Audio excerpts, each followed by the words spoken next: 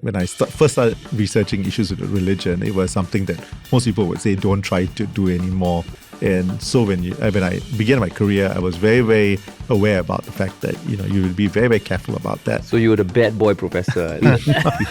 Let's say a lot of people are not comfortable with particular groups. How would that group feel? How would other people feel about that group? There is an ethical responsibility you have as a researcher in showing that data. There is a connection. So one would expect that in times where the economy may not perform too well, more people might turn up at a religious site.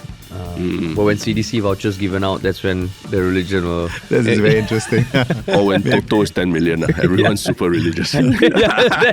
Holiday season is here, and if you want to get your loved one the best Christmas present ever, stop whatever you're doing and listen up. Because we have just launched our Folklory year-end sale. Now, if you're wondering what is Folklory, it's our audio service where we help you create a personalized podcast about your special someone, which they can listen to whenever they like. So let's say you want a folklore for your mom. One of our interviewers will speak to you or someone you choose to get the best stories and memories about your mother. We'll then turn that conversation into a studio quality recording that you can give to your mom to show her how much you appreciate her. And she'll love it because we've created hundreds of folklories and still have a 5-star rating on Google across multiple reviews. So yes, we've just launched our sale. So from now till 24th November, you'll get 20% off all orders at folklory.com using the promo code 𝗤𝗄𝗄20. And if you want to add on our custom Folklory Bluetooth speaker, styled as a good old cassette tape, you'll also get free shipping on all local orders. You've got 2 weeks, and if you do the recording before 5th December, we'll also guarantee it'll reach you in time for Christmas. So make your order at folklory.com or chat with us on WhatsApp. All the links are in the show notes. What's up, everybody? Welcome to another episode of 𝗖𝗵𝗲𝗏, your thrice weekly podcast where we talk about the hottest news with a touch of what, Terence? Good old humor. Good old humor, man. Yeah. We've been talking a lot about race and religion. Actually, we talk about race and religion a lot. And we also talk a lot about different surveys, right? Yeah, come up. Correct. Yeah. And we have with us today a very special guest who has been instrumental in a number of surveys that have made the headlines over the years. So we'd like to welcome Dr. Mathew Mathews, the head of the social lab at the Institute of Policy Studies at Singapore and US. Great to be here with you. Welcome Thanks, to man. 𝗖𝗵𝗲. Just to finish your title, you're also a principal research fellow. So like hardcore academic lah. Yeah. Well, I've been doing research for quite a while. So How long? Well, I began. I started at IPS at 2010. So this will be my 15 years. But before that, I was still doing research. I started researching on issues with race, religion, about 2000. So quite a few years. Yeah, so be about 25 years of research. Yeah. But in case anybody finds your name very familiar, I do have to state that you have the most memorable name in all of academia in Singapore, right? Dr. Mathew Mathews. Right? Yeah. I mean, for me, I was always like, wow, there must be a story behind the name, right? Could you share a little bit about the unique, you almost sound like a rap impresario, Wow. when Mathew Mathews, It's interesting that people get caught up with that particular name. It sounds like it's my parents lacked creativity to come up with a name which is very, very similar. But it is part of a particular ethnic group naming system. So, I mean, my ancestry is we call Syrian Christian. It's still part of Kerala, India, where Syrian Christians, they have a particular naming system by which you take, if you're a second son, they take one part from your maternal grandfather, one part from your father. And so it happened to be both names were Matthew. So you put it together, and then I guess to distinguish the two Matthew, they put on Mathew Mathews. So it's not just for me. There are other people in Singapore who've got Thomas, George. So what is that group you call? It's called the Mathomite, the Syrian Christians. Yeah, so that's a particular group. It's a group of Malayalis who have that particular religious background. It's an ancient religious background, which has resulted in some of these very interesting naming systems. So I'm sure over the years you have had multiple stories or incidences at immigration and all where people get confused. Yes, well, one, I think firstly, the name Mathew Mathews seems very anglicized. And so some people would think that this is why this a particular Western name for an Indian, and of course that requires some explanation. So funny though, when I began teaching at NUS, in those days when you don't have the picture, you just have the name of the course instructor. Lots of people took my course when I first offered it in social psychology a long time ago. And after that, I realized why they took it, because they felt this was a Caucasian lecturer. So it says a Caucasian lecturer is very, very humorous, very interesting class, so they joined the class. Yeah, of course, they didn't realize it was not a Caucasian. And I mean, like the fact that, I mean, it's spelled with one T as well. Yes. So it's really part of that naming system where, I mean, it's an attempt that, you think that how cultures, of course, as they meet new cultures. So this is, the naming system in India the name would have been probably Mathai, M-A-T-H-A-I. But of course, then they try to anglicize it because you are in a place where it's English speaking, and so it becomes Mathew. And then, of course, this particular naming system, and you take some from your father, some from your mother, and then, of course, this very, very unique system. Yeah. So I mean, how early on in your life did you realize, oh, your name has this interesting heritage? Because every time you are having to explain it, it ultimately touches on ancestry, culture. Yeah. Was race, religion, everything. Race, right from the young. It's incepted in you. You were set on this path. Yeah. It is. Yeah. So quite early I had to explain to people, because of course in school everybody would call you M square and all kinds of other not very M&Ms would be a very, very common one. Yeah. So you had to kind of explain that this has to do with ancestry. I didn't get to share much of that very early because most people are not interested in that. Yeah. But yeah, I mean, I would be. That would have been something that I would have learned, and my family would have taught me about why this naming system is like that, and so. But like your research, I mean, you mentioned just now that you started doing research on race and religion in the 2000s. Before that, like even when studying and all, were you always inclined to research? Yeah, I'd always had an interest for research, and I think very, very early in my life, I thought that there's something that I would like to do and find out more and become a little bit more curious about issues to do with, whether it's faith, whether it's ethnic backgrounds. So that was something that was constant for me all throughout my my growing up years. And did it lead to you studying a certain field? Yes, so it did make me very curious and wanting to. I mean, so I did quite a bit of my work in sociology and psychology, which were both areas where issues of identity get discussed at some level. So that was some of my training. And so, of course, then you deepen some of this discussion about the issues. I see. And when you joined IPS, you said 2010, right? I mean, the goal, like a lot of your research does do with race and religion. And am I right to say society in general, like the social lab? Yeah, well, a lot of my work, I mean, I do different things, and I don't just do race and religion, because at least for a good early season, it was something that you don't talk about, race and religion. And so if you do research on race and religion, you have to be very, very careful about it. Yeah. So very, very early, I began to branch out into broader issues. So it was, I mean, I started off looking at, and I still continue to do a lot of work on family and issues to do with low-income families. So that's been an area that I've done probably all the years. But race and religion has always been a part of that broader academic interest. And but as I said, it's always very tricky to do issues to do with race and religion in Singapore. So one has to be very careful, and you have to have a mainstay of something else while you explore issues to do with. But that was always something that your fundamental interest lies. Yes, I had that was a very, very core part of my interest, or curiosity rather. But you knew that it was something sensitive, like especially in Singapore, even from a very young age. Well, at least by the time you're in junior college and university, you know that it's very, very sensitive, right? Okay. Yeah, it would be, I think when I was secondary 4, around that, I think the Maintenance of Religious Harmony Act was passed then. So clearly a lot of that discussion, at least in the media in those years, in my late teenage years, had to do with the issue about how to keep religion from politics and how to ensure secular space and how to ensure that there is harmony between religions. So that was very much a part of some of that development over those years. And your interest in this area, what would you say is the reason for that? Like, what in particular captivates you about it? The topic of race and religion, and So I think when you think about experiences that individuals have, particularly if they're minorities, that gets them a little so being an ethnic minority, obviously you want to know a little bit more about what being an ethnic minority is about and some of the experiences you have with that. So I think religion is pretty much the same.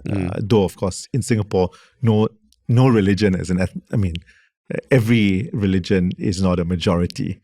Every religion is a minority of some sort. But then, of course, this notion about what does it mean to be a member of a particular religion or ethnic group, and what implication has that to broader life? So some of my earlier work was on how religion had an impact on mental health, seeking care and all that.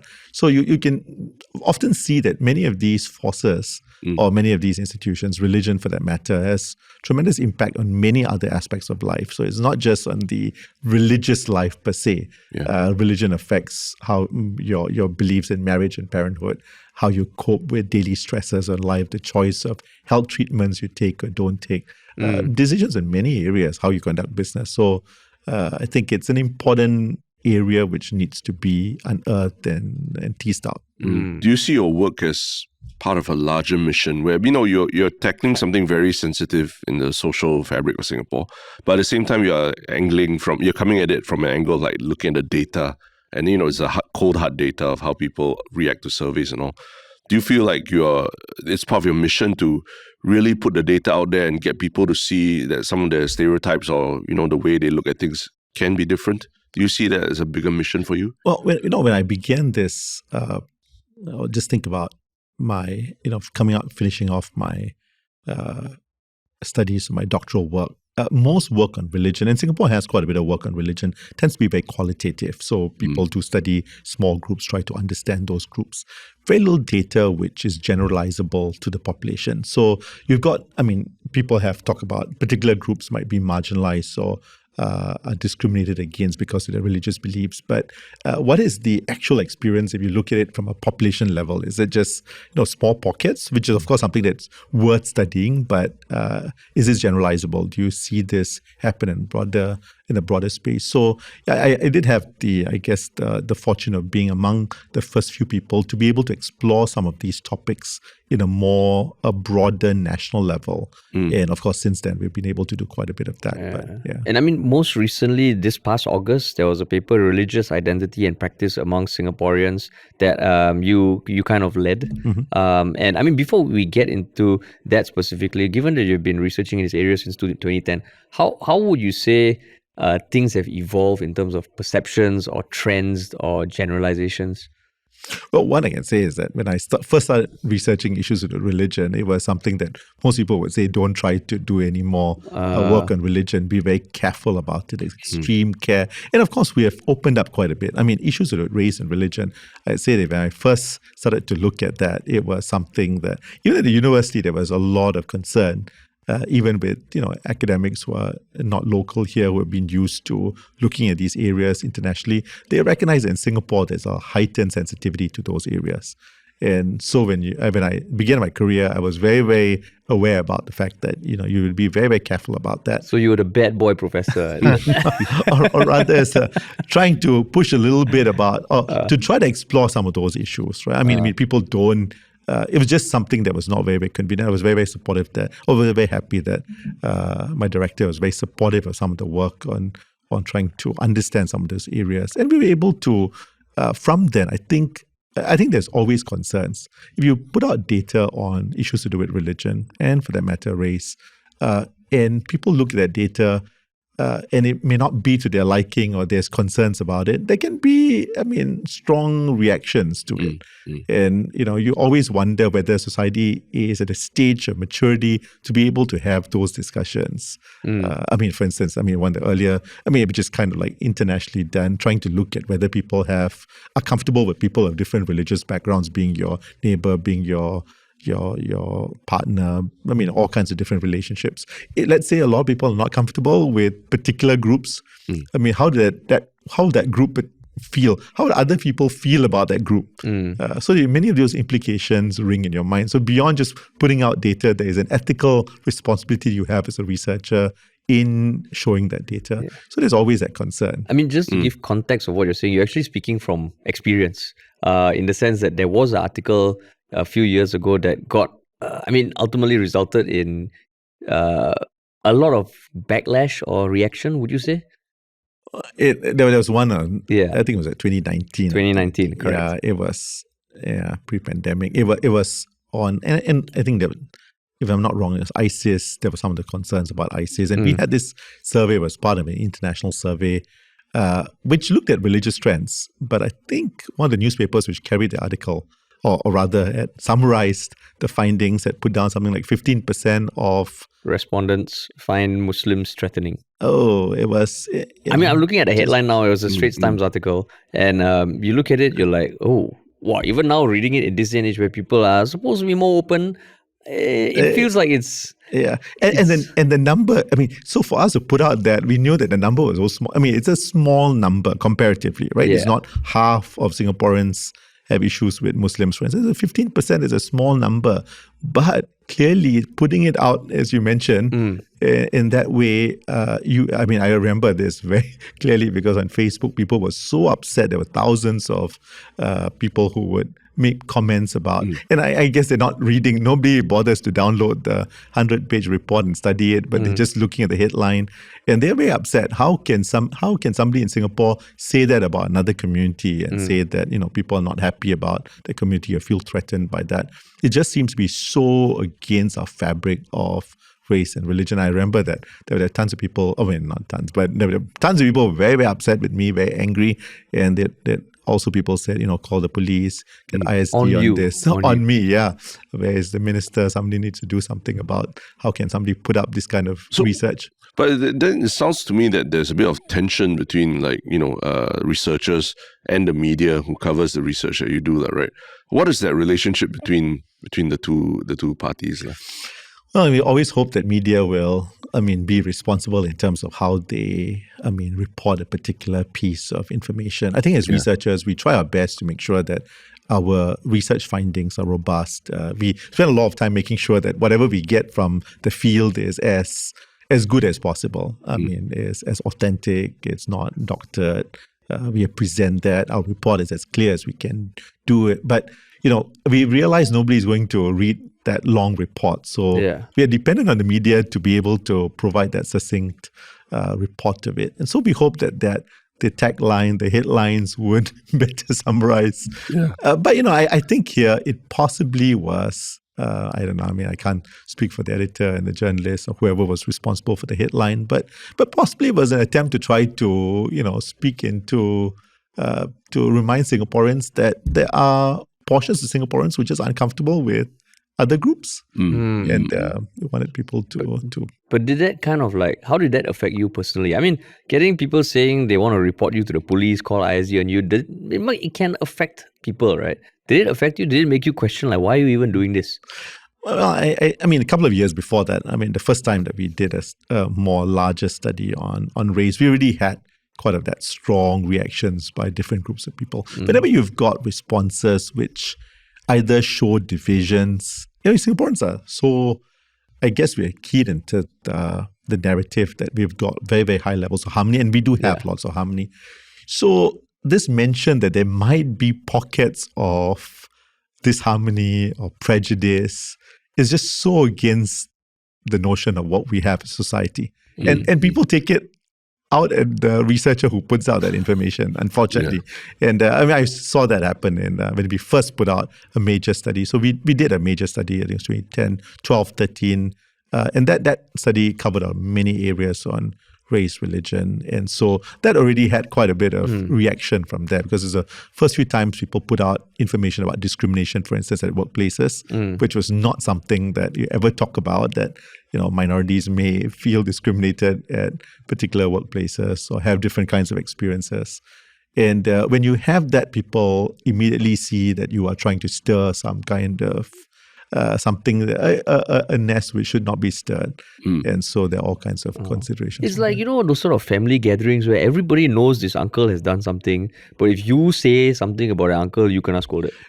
Right? Which is exactly what somebody said, to me, somebody quite senior says, these things, everybody knows about them. You just don't have to mention it. Why do you researchers have to put out this kind of information and cause trouble? Which I understand that consideration is one of those things you don't speak about. But to me, it's so much more important that people know know that some of these things exist also at the scale of it, right? Because we don't have information, especially generalizable information, you do know that, yep, there are some people who feel threatened, there are some people who are upset, some people who are prejudiced, but you have to speculate, is it 90%, is it 5%, is it 10%? Yeah. And I think good data allows people to be more nuanced about how they report or talk about these issues. Said, yeah, okay, but there is a small portion. It's not all of society, but some portion does have this effect or go through this. I see. But I mean, that's where this recent survey as well has also, engendered quite a lot of reactions. And I think even our own PM Wong himself also referenced the survey at his first parliamentary address, right, where debating the president's speech.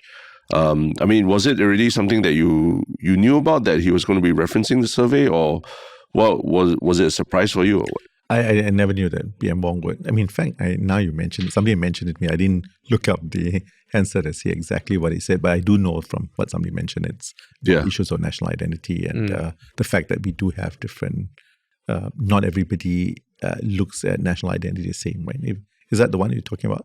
Yeah, he did say, in fact, a recent IPS survey showed that among some groups of Singaporeans, their religion ranks higher than their Singaporean nationality in determining their self-identity.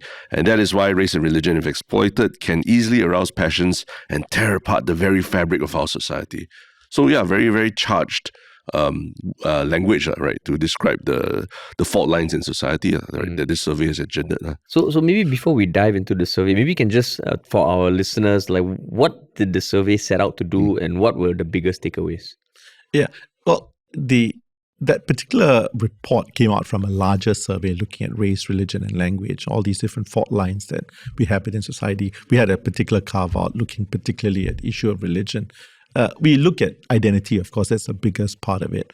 How do people identify themselves? What are strong? I mean, when you think about yourself, what is the most important identity to you? Is it your gender? Is it your education? Is it a profession? Is it race, religion, language, Singaporean, or your country of where your parents came from? We try to explore some of those issues. We then, of course, look at religion because there's a particular interest. And this particular paper, we look at how that has transformed over time in terms of people's sense of affiliation, connection, what support they get from that, their views about religion. So we look at some of that. So basically, it's really about how people identify with religion and then, of course, their practice of religion. And what were some of the main takeaways? In terms of, I think, Terence, you mentioned that, right? In terms of not everybody identify. I mean, if you think about a whole set of different identities, religion and race is still important to quite a lot of Singaporeans. In fact, when we ask the question about, most identities are important. People are made up of multiple identities. We don't just have one identity. We don't carry that. But we did try to push people by asking them, apart from asking them how important each one of these identities were, which if you had to pick the most important identity, top one, number two, number three, that kind, it's very, very clear that it's not, some people expect, the Singapore identity is very, very important. It's something that if you're in Singapore, you know that you're Singaporean, and that's a very important aspect of who you are. But that is not the primary identity for quite a lot of people. Religion is, race is. And I think that's an important finding because I think it reminds us that these other identities, do be called individuals to think about being faithful to that identity. You can't, we want to be faithful to every identity, but when the rubber hits the road, you have to make a decision. If saying being Singaporean means you cannot be a member of a particular religious group, clearly there's going to be a lot of contestation about that. So that was one big aspect of it, looking at identities. Then, of course, we looked at the whole issue about people's religious affiliation and their connection to their religious beliefs. And in fact, the survey showed that over time, because we've been tracking people over time, or doing this kind of surveys for quite a few years, we do see that actually there has been an increase among people with religion. People are actually more religious in terms of their beliefs about religion, how much they connect to religion as a source of strength, of comfort. Religion has become more important. Now, this seems to be a little problematic because generally you expect that in most developed societies, with education increasing, scientific rationality increasing, people become less interested in religion. It seems to be superstitious, or it seems to be a belief system that doesn't measure up to scientific realities and rationality. So that seems to be something we notice it's an increase. Also, because there was COVID and people couldn't practice their faith the way they normally practice, right? You don't go to church, you don't go to temple, you don't go to the mosque, you're not able to. So then you'd expect that, after not going for a while, don't go at all. But it seems like, it seems that we noticed from the study that, yes, religious practice, when it comes to, for instance, prayer, has gone down. But people have found new ways of expressing their religious faith. So, for instance, people's use of media for religion or to understand religion has increased substantially. So clearly the different ways by which people are expressing or learning about or growing or feeling connected to their faith, which is different from how it was before that. So there's a bit of transformation. It's a bit counterintuitive to what we think of modern society, people being less religious and all that. So did that result surprise you, or upend an hypothesis that you had before? Yeah, I say the typical hypothesis is that it's all supposed to go down. But then there's also this discussion that among some religions, and you can observe that around the world, there's also been a climb up. And we noticed that here. But of course, what was interesting to me was that, when I look at Buddhists and Hindus, for instance, the monotheistic religions, you have a certain kind of belief that they continue. You see that happen at least in some parts of the world, that there is a greater amount of revivalism, for instance, in those religions. So you expect that, you may not see a real drop. You might see an increase or at least some stability. But it's interesting that also in religions like Hinduism and in Buddhism, you notice that, at least from the results, that people did seem, or at least if you're a Buddhist, compared to a couple of years ago, you have a bit more traction to your faith, or you feel some kind of connection to your faith. And it's very interesting that we noticed that the use of media, for instance, and all the different religious groups has increased. So people are finding new ways of connecting to their religious beliefs. Is that something worrying about, with all the recent news also about self-radicalization and people basically like being alone in front of their computers and then looking up materials themselves? Is that in line with what you are seeing in the survey results as well? I guess. There's always this fear about the extremes that would happen when people access faith. But really, to be honest, I think most people access faith. It provides them some help. It provides them. Maybe it's comfort, encouragement, direction, whatever they feel that faith would provide for them. So for the great majority of Singaporeans who are accessing online content, it probably has worked positively for them. Okay. But you're right. The fact is that when people access content, religious content internationally, the way people engage on issues of religion can differ very dramatically. Singapore does, it seems like there's a big bubble here because there's a lot of notion of, we've had a government which has put a lot of emphasis on keeping racial and religious harmony. And that's been so high on the list of priorities. And Singaporeans have seemingly agreed that that's something that's very, very important. And because you do treasure the amount of peace you have here, and you can just look around the world, you do notice it's not like that. So but in many other contexts, how religious leaders, for instance, might talk about their faith might be a little different. They might, for instance, if they're in a society where there might be a growing number of people from another faith, they might use this. They might, for instance, be very, very concerned about losing adherents and then become very, very defensive about that. They can say all kinds of things about members of another faith or another religious belief. You might poke fun at a belief system or someone that people consider as a deity and mock that. That seems to be acceptable in many societies. In many societies, as part of your ability to be free in what you want to say and express, you can be very, very rude about and say things which are very, very distasteful about a particular expression of faith. So that's not the case here in Singapore. Singaporeans have been very well socialized to the fact that you have to be respectful of people of other religious backgrounds. So when you spend time on the online media and you're exposed to a very different set of, just the way people talk about faith, especially when it is in opposition to other faiths. Yeah. And if they kind of buy into that or feel, hey, why can people be so free and they can say something? Actually, I really don't like people of that particular faith, and what they do is really something that I don't agree on. Maybe I should feel this freedom to say it or feel it like they do, people outside or people on the social media do. Then it can be very problematic for our society. But just now you mentioned that you would have assumed that the trend would go down, as education and scientific rationality increases. But why is that the assumption? Is it based on studies that have been done in the past? Yeah, it's been, that whole, they call it a secularization thesis, this idea that as the world increasingly becomes, increasingly has scientific rationality, more and more things in your life do not depend on religion. Remember, in the early days, everything from, when you can eat meat. Many rules of your life and how society was structured around religion. Yeah. And not just that, you look to religion for health. Religion was there from, cradle to grave.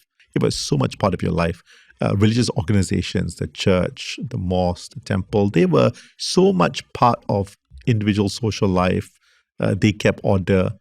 And that you were completely dependent on religion. Now, when the world, when you had increasing education, people moved away from religion as such. Many services are not provided by religious organizations, but by the market. Then, of course, you'd expect that increasingly your dependence on religion goes down. If your dependence on religion goes down, then it doesn't have the same kind of attraction to you. So that's been the argument that increasingly in societies around the world you would have, and that is the case. If you look at Europe, for instance, where the thesis has often been applied, it's very, very clear that with an increase in educational levels and over the years, people's adherence to faith is a lot lower. Now, the truth that many people have been studying this quite a while, they say, hey, it may not necessarily be that everybody has given up on religion, but people are no longer, for instance, going to the official church, or they are trying out different kinds of religion, or they are engaged in this process by which they take the supernatural and they pick and choose the different. buffet. It's a buffet kind of religion. But do you see the converse, like religious people getting more religious? I don't know. Can a secular person become more secular? Well, clearly we can see religious people are becoming more and more religious. Secular people, I guess the more you distance yourself from religion and perhaps your family and everybody around your social circle no longer feels any kind of connection to religion, you might become more and more distant from religion, see very little value in it. But it seems also that human beings naturally have some kind of desire to connect with something a little bit more. at least a lot of people connect to something which is a bit bigger than themselves. And so especially when you have uncertainty, you need to find something. And, and individuals look to, believe in all kinds of notions of luck and fortune. And those are religious ideas, spiritual ideas, you can call it. In fact, there's that term, spiritual but not religious. So this sense that I'm tapping onto something about the spiritual, but I don't want to put it in any kind of religious form. So do you feel like Singapore is this unique anomaly in the world compared to every other country? Because that's what we've been told as well, that what we have here, you can't find it anywhere else, right? And I'm interested to hear whether you quantitatively you actually see it as such. Well, in many societies, you will not find the same level of peace in the sense of when you have people next to each other in very, very close proximity who've got very different religious beliefs and who perform that religion very, very differently. If somebody is burning incense, someone is praying several times a day, there is sounds, there is sights, there is smells, which are very, very different. In most parts of the world, those people live in very, very different towns or cities or places. Because if they were to live very close to each other, there will definitely be disputes, conflicts, troubles. So they keep as far as possible. Now, in big society, in big countries, that's very, very easy to do. You can live geographically quite different. And you will notice that in many places, if there's a minority religious population, not part of the majority of, they live in a particular place, not just because they want to be among people of their same faith, but also because in many other places, people may not be welcoming them. So Singapore does have that unique situation that people from very, very different backgrounds are together. Now, I'm not saying that in many societies, in societies where people practice tolerance, civility, there is a respect for people of different faiths, and people do negotiate. That happens around the world, and there are many places you would find that. But I think that for a small city with this kind of diversity, and if you look at around the world, you will not find a city with the kind of religious diversity we have in Singapore. But you have substantial portions of people from different faiths. It's not just like, in some big centers, you have small sprinklings. You still have a majority, but you have sprinklings of many, many different religions. But Singapore is not that. You've got substantial numbers of each faith. And they're all together in a very, very small place. Yeah. That is very unique. I don't know if there's anywhere else in the world happens. The F1 when they bless the track and everything, and then all the different religious leaders, seven different religions, or 9, or I don't know how many, but they're all standing next to each other, blessing the track. I don't know if it happens or other countries when they have F1 races. How many gods involved here? Exactly. I don't know if it's ever been seen elsewhere, but I don't think so. I have no idea. But yeah, Singapore it's kind of interesting. Adaptation of tradition that we do have religious leaders and from different faiths coming together, whether it's, I think, dedicating train track. I don't know. Or officers like OCS, right? OCS and everything. Different places. Yeah, it's, definitely in different societies you have people calling religious leaders together, but this variety, this number of them, it tends to be it seems to be unique to Singapore. So then, you hear all these calls for maybe we shouldn't have race on your NRIC anymore. Do away with the ethnic integration policy for HDBs. From your research, anything that has kind of given you more perspective on that, or you think that general society we are missing out or we are blind to? Maybe it's just the reality of human nature. I think people, we asked that in our survey, actually, one of our surveys. We talked about, we asked people whether they agreed with the CMIO model or this, your race and your IC. What was very clear, people may have questions about the CMIO categorization, may feel that this may not be very useful today. In fact, a lot of people are saying that we should expand the CMIO, not remove it. Actually, the portion who say remove it is actually considerably small. People want to expand it. People want to be more inclusive. But then the next thing you notice is when we ask many questions about the value, without saying that you need the CMIO to achieve this, but the value, for instance, of making sure that we've got integrated housing and people of different ethnic backgrounds are represented in housing, and making sure that administration, parliament has diversity in terms of ethnicity. When you ask many of those questions, many Singaporeans, the great majority, actually agree with that. So we actually won the benefits that come from the ethnic integration or the CMIO policies. We actually won that because we see it actually works in Singapore. But for those things to happen, you do have to have classification as well. I see. And when you say it's interesting that survey results say that, because if you go on places like Reddit, it's totally different. And this survey, it surveyed about 4,000 Singapore residents. That's right. And what else about the demographic that was very indicative of how important it is? Yeah, no. When we do a survey, we ensure that this is what we call a nationally representative survey. So all the way from the sampling of that survey, we ensure that sampling comes from the Department of Statistics, which turns out random sampling of Singaporeans.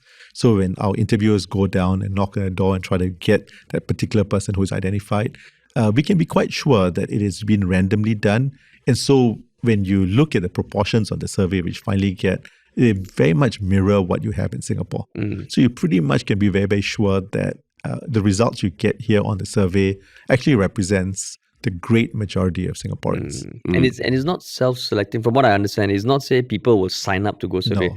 You actually go and look for these profiles. Yes. So they are, that the interviewer has that number. I'm supposed to go to 031427 𝗲𝗲𝗀𝗍𝗓, whatever block. And I go there and I knock and try to get you to respond to my survey. So in fact, these are involuntary recipients sometimes. Yes, so most people don't do that because they want to do it. They will never, if you ask them to sign up to do that survey, especially when it comes to race and religion, who would want to sign up to do that survey? I mean, there will be some people, there will be very people who may be very upset with the system, for instance, and they want to give their voice to a survey. But the typical Singaporean would want to have nothing to do with it. I mean, but so this is really that they make obviously at the end they agreed to do it. But it's because somebody has asked them. And I say that because sometimes when we talk about surveys and all, when it says like, oh, this was administered through a voluntary sign up, to me that's already self-selecting people. So in this case, these people are actively seeked out.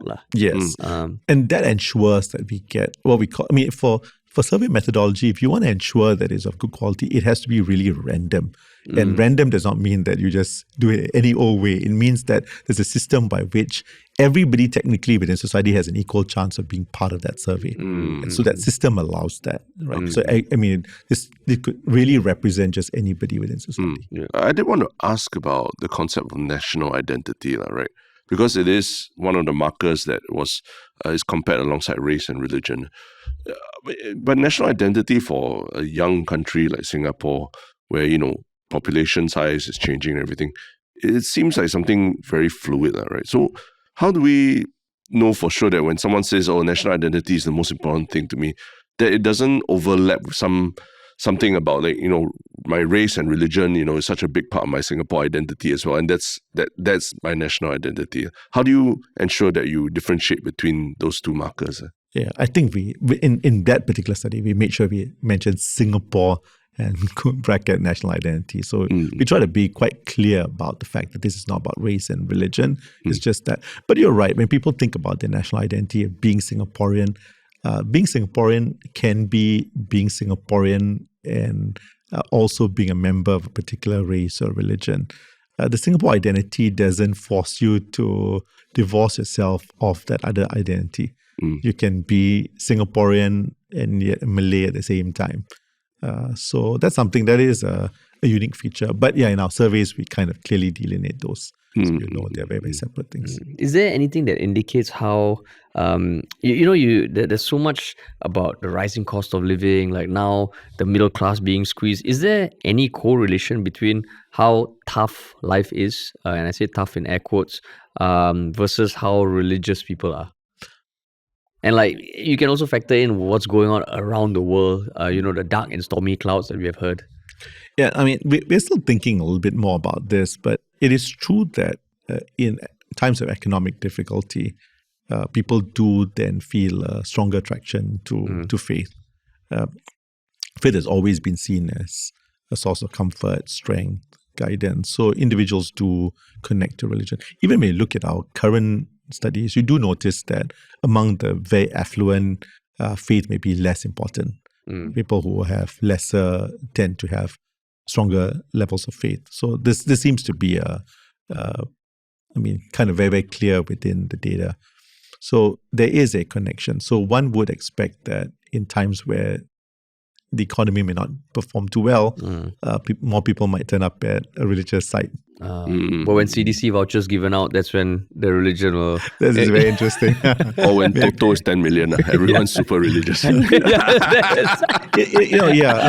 lot of people associate religion with luck, for instance, hoping to get help from a divine power. But you mentioned that religion and race has always been an area you've been interested in since young.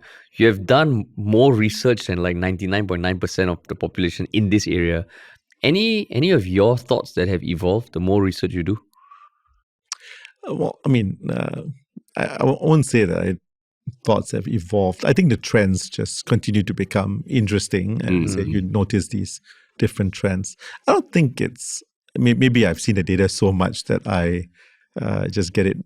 You get very used to it. But of course, it's always when the first time you do it, you're kind of shocked that, wow, actually, I don't realize that that many people may have a prejudice, for instance, with people of different background. You begin to, of course, over time you get used to it. You realize, okay, that's just the way society is, and you'll just have to live with it. And then, of course, you're hoping that over time things become better. Well, what about the next generation, young Singaporeans?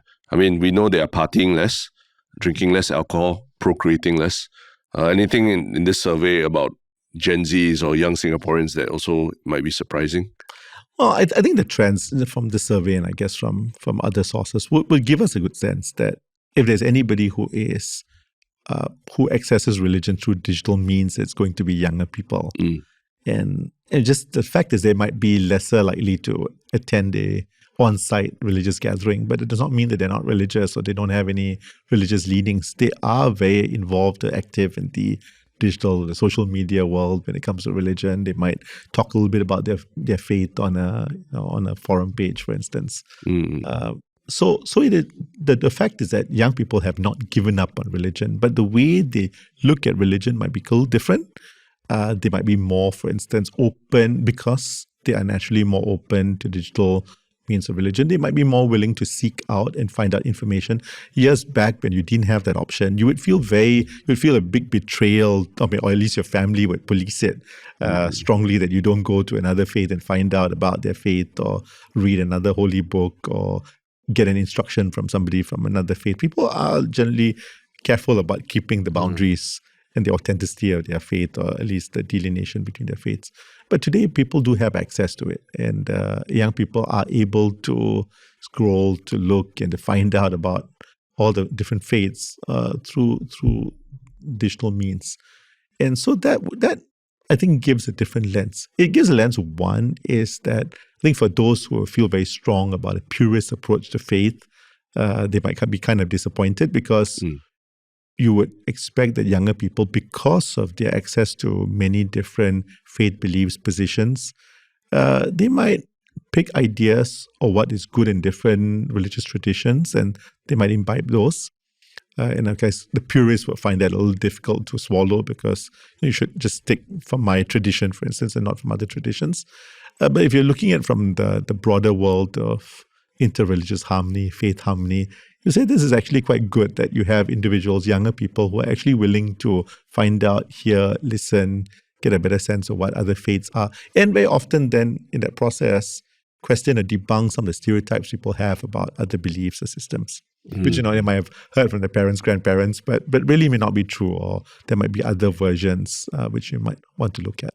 Very true. Yeah, I mean, some young people, they're accessing religion even while partying, that as well. That's what we've seen in recent times. Without alcohol. Without alcohol. But partying. But while partying also. Yeah. So, just now you mentioned that you hope at some point things will get better, right?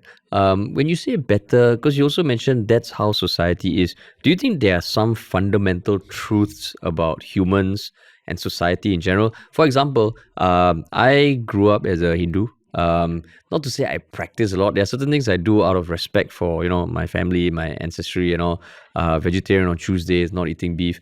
But religion was never a big part of my life. Then I always thought, okay, at some point, religion is going to be irrelevant because I don't see a need for it. Then I married a Catholic person. And while I'm not a believer or convert, I can sort of understand why religion exists for certain reasons. And my thoughts on the role of religion in society also have evolved. For you, are there any fundamental truths that you've seen more and more data that points to that? Like for example, will there be a point in time that you foresee religion has no place, or it's just part of who we are? Yeah, no, and thanks for sharing that particular story. It does show that over time, people do make connections to faith. Yeah. When you expected that you would have completely had no connection to faith, but somehow or other now there's some kind of maybe more of empathy or an understanding. Every Sunday morning. Which regular connection. Regular connection, right? Either you going or your wife having or your partner going, and he's a church-going man. So now, so it does happen, right? Individuals, find that, and they find, and you think about how many individuals or parents, for that matter, who are a little concerned about how the world is going and want to ensure some kind of moral guidance to their children, might actually be quite happy to get their kid to go for some religious classes, for instance, because they feel that it does provide some avenue for them to respect something bigger. If you don't respect dad and mom, at least respect some other being, this supernatural being, and then you control yourself and do what's right. And you think about the consequence of your actions. So I think at different stages of our life, we might see religion sometimes as, I use the word in inverted commas, useful, in providing some kind of help to take care of many of my pragmatic needs in life. Okay. And some people look at religion likely. I think about in Singapore, if you think about people's affiliation to voluntary associations. I mean, we have, of course, people are part of, whether it's a Rotary Club or whatever group. But in any week, Friday, Sunday, Saturday, weekends, is really religious sites which have the greatest gatherings of individuals who would come together, who would then connect to each other. Religious groups become that place for social gatherings, for connections, for individuals to be part of some community. So their role continues to become quite fundamental to society. And I don't think that will be easily replaced. So, we talk about race and religion as sensitive issues. And it's like literally in the last couple of weeks, it's brought up in Parliament, like keep race and religion out of politics and all. But there are people online or critics who say that, in Singapore, we need the space for people to, freely talk about race and religion and how it impacts society, right? Like, do you feel like it's impossible to have these two coexisting where there's, a very sensitive approach to matters of issues and of race and religion because of our racial and religious makeup. But at the same time, we need to talk about them in order to grow and mature as a society, right? How do those two things coexist? I think if you ask many Singaporeans in terms of how much they care about discussing about issues to do with race and religion, maybe among young people, you see quite a bit of interest in that. So people do want to. Now, older Singaporeans, I think they prefer not to, because over the many years we have recognized that race and religion is sensitive, and because it's sensitive, you don't talk too much about this. You keep that away, but younger people do feel stronger about that. But the fact is that you can talk about race and religion, and increasingly, I think in Singapore, you have space to discuss those issues without it becoming part of partisan politics. I think that's where I think the line is. You definitely, religion is something which is valuable in the public space, or beliefs which are formed through my religious value or the understanding that comes. I don't think it's fair for any individual to come up and say, well, my religious text says that this is supposed to be the way society is, you all better follow that. I think we are past that stage. People know that should not be. But you are informed by those values, whether it's the sanctity of life or your belief about respect or honor. Many of that come from some kind of base, and religion is a very strong base for many of those beliefs. So you have that, and you can talk about those things, but do you need to use that then and find a place and say, well, there are particular political parties which feel an affiliation to one particular religious belief, and they want to play up that particular religious belief so that more people would vote for that party? I think that's when this becomes extremely polarizing. I see. But do you, is that something that concerns you? Let's say you look at the governments of other countries where it feels like religion is being more and more at the forefront of their comms, their policies. Is that a worrying trend that you see? It's really about where religion gets involved in the space. I do think that there's a valid place for religion to play a part within civil society. There are many, and all over the world, whether it's the care for many aspects of society where people have not put a lot of care for, or, religion has played a major part. Alleviation of poverty, care for families, even green causes, for instance. Religion plays a very big part. And for states, political parties to work together with religious groups to push certain kind of, it's a green agenda, whatever. I think there's some value for that. So I think you see that happen. And I think if it's done responsibly, it can be positive.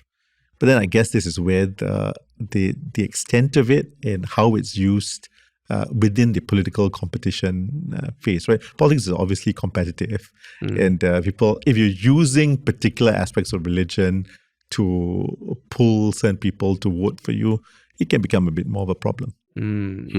Is there anything else that concerns you going forward with regards to society and how people view religion or race? Well, I mean, you can always think about it, of course, just going from how people can exploit religion, for instance. I mean, I think it was in Reuters, I think they reported about, I think some in Moldova, where there was they had elections recently, and how, of course, there was issues about Russia and how they would, well, at least from what the article talked about, how Russia was very involved in getting religious leaders from Russia from Moldova to go over to Russia and for various ways to, pay them to ultimately spawn various kinds of media sites to say, hey, don't vote for a party which supports the EU, for instance. I'm just kind of truncating that whole discussion there. But the idea that this can become very nefarious. It can be very, very problematic when different forces feel that religion can be exploited for various kinds of political means. And I know this is probably, I don't know how much research you've done in this, but do you see AI kind of filling the gap of religion, or like almost like a council that people, instead of going to church or a religious place of worship to find out what to do, use ChatGPT? I mean, recently I used ChatGPT to help me with a family WhatsApp group, and it was pretty good.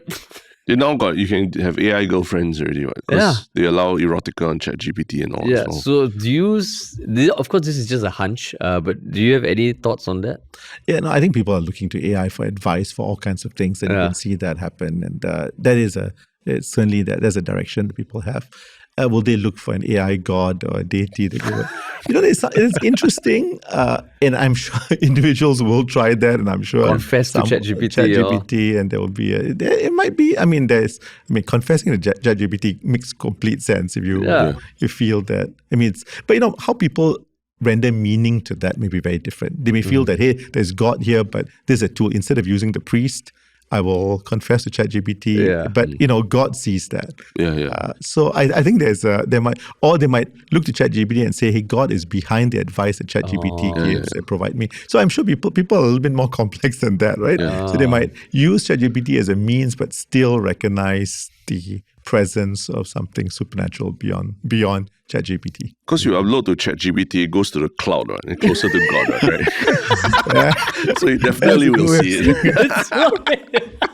Coming straight from the cloud, omnipresent. Wow! You can use ChatGPT on the phone, desktop. But that's the perfect segue into the final part of our podcast, which is also something that is more lighthearted. Thanks for sharing all the academic stuff, the data-driven conclusions. But now it is just something that's based on your own interest, it's the One Shiok Things segment, which is something that we briefed you beforehand. And I'm sure you have something you can share with the audience, but don't worry, we will go first. Terence, you have your One Shiok Thing? I guess related to what we were last talking about whether AI is going to take over everything, right? Recently on the 𝗤𝗏cast, which is a podcast by The Verge, which is a tech-focused magazine, right? Or tech-focused publication. They had a podcast which was titled The Real Story Behind Apple's Chip Bump. Very innocent sounding headline, but actually it was a very interesting discussion with these two, the editor-in-chief and one of his colleagues. They are both dads to young children, right? So one of them just returned from his paternity leave. And long story short, he said that he saw something during his paternity leave that convinced him that AI is not what it's all made out to be. And he pointed out that, trying to make his home a smart home to make it easier for baby just did not work. All the steps were there and just didn't work. And he makes an argument that this is the canary in the coal mine that really, whatever they're promising you about AI, just look at your smart devices at home. That's the one place you can start where AI should be talking to your devices and it should be magic. Switching on a light should be that easy. But they've just not been able to figure it out. AI has not been able to help you switch on your lights. And if after all these years, Siri and the failure of like Apple intelligence and all that, if we still can't get that right, like why are we expecting AI to be this magic solution to Wait, so everything? he was trying to use AI to Just set up his smart home, and he just realized that these services don't talk to each other. Like it's like 300 steps to just switch on the lights at home, and they get it right only 60% of the time. And that to him is like the big red flag that whatever they're promising you about the AI future, you just look at what's happening in your home, it's just not happening at all. You know? So it's a very interesting discussion that I felt like, oh, okay, he was taking something from a very personal experience and applying it to, his job, which is to analyze the tech industry. And then he's sounding out that he's making this call that, we're seeing that's a big red flag to him now. Yeah. So I thought that's a very interesting discussion born from what I thought was just a very innocent discussion about coming back from paternity leave. Cool. My one shock thing is, I'm not a baseball fan, but generally I like watching sports, and when people do crazy shit in sports, it's always interesting. So recently there is this player Shohei Ohtani. Have you seen the news? So he is a designated hitter and pitcher for the Los Angeles Dodgers in the Major League Baseball, and apparently he played one of the greatest games ever recently because he's a pitcher. And he had an amazing game as a pitcher, but he also hit like 3 or 4 home runs in one game, each of which or together they broke a bunch of records. And you watch it, you're like, oh, this is crazy, because even when I've seen highlights of people in baseball in the past, it's always like either a pitcher or someone who catches the ball and has a very good throw, or a hitter. But this guy is like a monster. He did both, and you watch the highlights. Even as a non-baseball fan, I watch it. I'm like, whoa, this is insane. And his vibe also quite cool. He's quite nonchalant. Have you seen the highlights? I've not seen it. Yeah, it's quite crazy. Like the home runs he hits, and then he just runs around, pretty cool, and he does it again. Then he goes to pitch and he strikes some people out and comes back to hit, home run again. So interesting. Do you watch baseball at all? No, not at all. Not at all? Not at all. But he's the highest paid baseball player of all time or something like that, right? Maybe. Athlete, maybe. I'm not very sure. I don't know whether athlete, but he's been in MLB for a while. Ooh, shit. After the 2023 season, Ohtani signed a 10-year, $700 million contract with the Dodgers, the then largest contract in professional sports history. Yeah. So I assume there is now a larger contract. Yeah. Holy shit, that's $70 million a year. It's crazy. Oh my God. So that's my one shock thing. Well, baseball guys can be very spiritual and religious too about their pitching. Yeah, and there's a lot of rituals. Rituals. I see. Big thing for them. I can't think about. But when you mentioned about the AI part there, it just triggered something that I do some work on platform workers, and it's one big part of some of the research that we do. And there's this platform worker just discussing this with me. Very interesting. The typical thing about sometimes nowadays they cannot call a customer relations officer. Everything has to be typed into their account, and so he's upset because this person does not want to pay. There's a bit of delay in the restaurant, so this person calls and says, "No, do not get the food. Don't bring it back. Okay. Don't bring it to me. I'm not going to take this order." So he doesn't know what to do. So of course he sends a chat, and of course the system says, "No, go and deliver." Yeah. Then he says, "Well, you know what? But I don't know what happened. Sounds very, very threatening." And then chat says, "No, under Singapore law, he is not able to do anything that's a crime if he threatens you or he beats you up or anything like that." And he says, "What if the guy beats me up? What will happen?" He says, "Don't worry, under the Workplace Compensation Act, you are covered." What? That of course, that kind of reminded me about how, just like what you said, the practical aspects of AI is not going to take over us anytime soon. Encouraging people to get into violent situations. Because you'll be covered. You go fight first and then you'll be covered. Okay. But you still need a one-shock thing, Dr. Mathew. Isn't that is that the story? The one-shot thing must be shareable through a link. Yeah. That was the brief. Hey, what? We read your 148 page research paper. I gave you there was such a moment for me. Wasn't that your story? Or your Yeah, but mine we can share it. We can share anchored in a podcast that was about it. So but yours is a story or article written. This is like an exam. You have to answer on the spot. Maybe we guide you through it. Like, is there a recent article or video you've watched that you enjoyed? Or like an all-time favorite movie or TV series? Or about AI, anything. Yeah, about AI. That would be helpful. To be able to stem it in. You can take your time. This is not like a CNA interview where we need to cut. Oh my goodness. I mean, On the spot. On the spot, trying to figure whether I have a movie or can it be something else? Can anything that we can share with our audience. Something which is like a link. Like basically we can put a link that people listening, they're like, hey, I want to experience what Dr. Mathews experienced. Music. Okay. Favorite song. Oh, this is bad. Let me just think about This is like an involuntary survey that we just chanced on your door. Like, excuse me, can you tell us your one joke? one thing that is okay. Maybe if you want to can I talk about food then? Can. Yeah, my wife is because we're trying to be healthy. We squeeze we use a slow press juicer. Okay.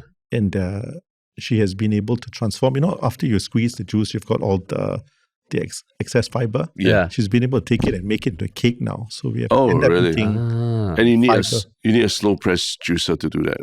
Is it? Or rather, it's what comes out after the juicer. It's the fiber. Pulp, I see. Okay. Okay. Got so it. Is it nice? Hey, it tastes good. You can find a link for that. Okay, Definitely. so we can put a recipe. Yeah, we can put a recipe for the leftover fiber after a cold press turn into a cake. Incidentally, I've actually tried doing that because last time I didn't have a slow press, but I blended a bunch of vegetables to make a smoothie. Then I took the rest and I tried to make a cookie. It was horrible. Okay. Cake tastes really good. Oh, it's good. Okay. Healthy cakes. Healthy cake. Always hard. But cool. Thank you so much, Dr. Mathews. Thank you very much for having me on the show. Yeah, and we will put the link to the research paper in the show notes and any other things you want us to push our listeners to. And to everyone listening, thank you so much for listening. Please check out the show notes. And remember, if you enjoyed the podcast, please tell someone else about it. Cool. All right. Thanks, Dr. Mathews. And we'll talk to you all very soon. So, Terence, what do you think about that chat with Mathew Mathews? I think, it's very important to listen to him because there's a lot of data that they are, or at least surveys that they are doing, that are used or quoted by the government, right, when talking about new policies or the different thrusts of government. So as much as he's, an academic and researcher, that's why we felt like it was really important to hear from the horse's mouth himself, right? Yeah. And also because, of late, there's been so much talk about race and religion in politics, yes, but also what role they play in life. And same way, like certain ways they talk about religion, I honestly can't imagine it being discussed this way in other countries. You know how even packing them in the 4 buckets, secular, moderate, religious, and faith, and interesting. And I mean, one of the most interesting things that came out from the episode was his name, Mathew Mathews. Oh yeah, for sure. Discovering the origins of his name. Apparently he's a Syrian Christian. Yeah. Syrian Christians from Kerala in India. Yeah. I didn't know. I thought his parents were just being cheeky. And I don't know whether it was something that irritates him when I asked as well. I did sense a bit of like the face change a bit. Can you imagine how many times he's gotten asked that or not? And I thought ''𝗷𝗲𝗏'' is for intellectual conversations. Yeah. No, we ask questions that everybody has. Yeah, but I did think that what he said about in Singapore's interfaith model as very remarkable, something very remarkable. I think as I got older, I've had thoughts about religion growing up, very religious at one point myself. But now I kind of see, for some people, it is a very important part of their life, and it seems they find benefits in it. And I, who am I to tell them that, hey, this is not good for you or what, right? And then the fact that there's evidence that, hey, maybe this religiosity does have actual benefits for the population. And I've seen research elsewhere that, it also helps actually, religious people actually have lower rates of dementia or something like that. Oh, is it? I've heard some numbers like that. So if there's a medical benefit to it and societal benefit, like who am I to say it's not good? But there was also the stat that points to religious people becoming more religious. So, I mean, not to say that that's a bad thing, but I don't know, in any area of life where things are getting more polarized and the polar opposites are getting more extreme, I don't feel like that's good. I think Singapore still is not going down the path as other countries. Yeah. But interesting discussion. And it feels like religion is going to be part of society for a long ass time. So, I mean, just interesting. And like for IPS, I hope they put out more studies touching especially on controversial topics or potentially controversial topics. Yeah. So yeah, good to have him. And I mean, he's quite senior in IPS. I think he runs a lot of the research there. So yeah, hope you guys enjoyed it as well. And if you did, please, share it with someone who you've had conversations with religion about. And if you want to follow us on Instagram, TikTok, Reddit, and Telegram, please do so. We put out shorter content there. And if you want a weekly summary of our One Shiok Things, you can sign up for Your Little Bit, our weekly newsletter at 𝗖𝗵𝗲𝗏.com. And to work with us, email us at contact@ministryoffunny.com or just go to ministryoffunny.com. We have a contact form there for you to reach out to us. Sweet. Thanks for listening, everybody, and we'll talk to you all soon.